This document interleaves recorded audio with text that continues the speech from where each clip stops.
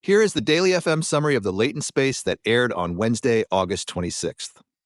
This episode featured Anima Anandkumar, Caltech's Bren Professor of Computing and a former AI research leader at Nvidia and AWS, on why AI needs to move beyond language and learn to model the physical world.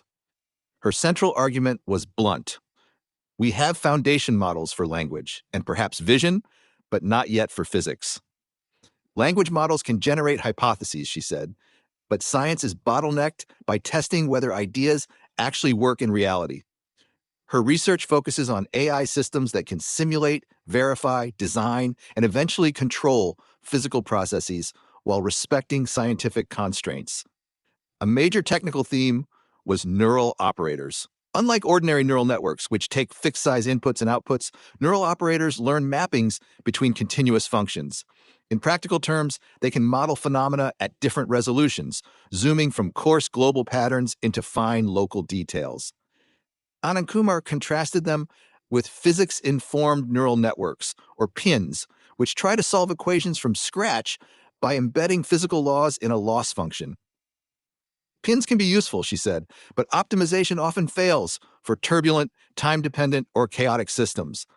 Neural operators instead learn from data first, then can incorporate physics constraints as additional guidance. The signature success story was weather forecasting. And in 2021, weather scientists reportedly warned her team that AI could not surpass decades of carefully engineered physics-based forecasting systems. Yet their Fourier neural operator approach produced forecasts nearly as accurate as traditional methods while running tens of thousands of times faster on a consumer GPU rather than a supercomputer. Their open-source ForecastNet helped trigger a wave of AI weather models from organizations including DeepMind and Huawei. The most important refinement, she said, was treating Earth as a sphere rather than flattening it into a rectangle. Earlier models could predict short-term weather, but became unstable over long rollouts. Incorporating spherical geometry made ForecastNet better suited for climate-style simulations. Anandkumar stressed that weather and climate forecasts must also be probabilistic. Rather than claiming exactly where a hurricane will land, models should run many possible trajectories and produce calibrated risk estimates. One surprising takeaway was that AI can sometimes handle rare physical events better than expected. Hurricanes, plasma disruptions in fusion reactors, and other extreme events are rare, but they have distinctive physical signatures. Anandkumar argued that nature has deep latent structure, allowing models to learn useful patterns from surprisingly limited data. She described similar work on plasma and fusion reactors, where neural operator-based digital twins can simulate complex magnetohydrodynamics roughly 1,000,000 times faster than conventional methods. The hope is to predict and eventually prevent destructive plasma disruptions by adjusting magnetic control systems before the reactor is damaged.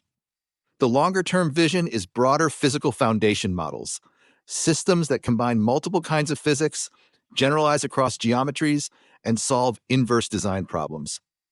Instead of merely simulating whether a car shape, quantum device, carbon storage reservoir, or semiconductor mask works, AI could propose optimized designs while physics-based verification acts as a guardrail. Anandkumar also discussed torque-lean, a framework for expressing neural networks in the formal proof language Lean. Its aim is certified robustness, proving bounds on how much outputs can change when inputs, numerical precision, or conditions are perturbed. That matters for safety-critical systems such as drones, reactors, and control loops. Her final message was that AI policy should not treat every AI system as a chatbot. AI for science has different risks and enormous potential, especially if research tools and compute become broadly accessible.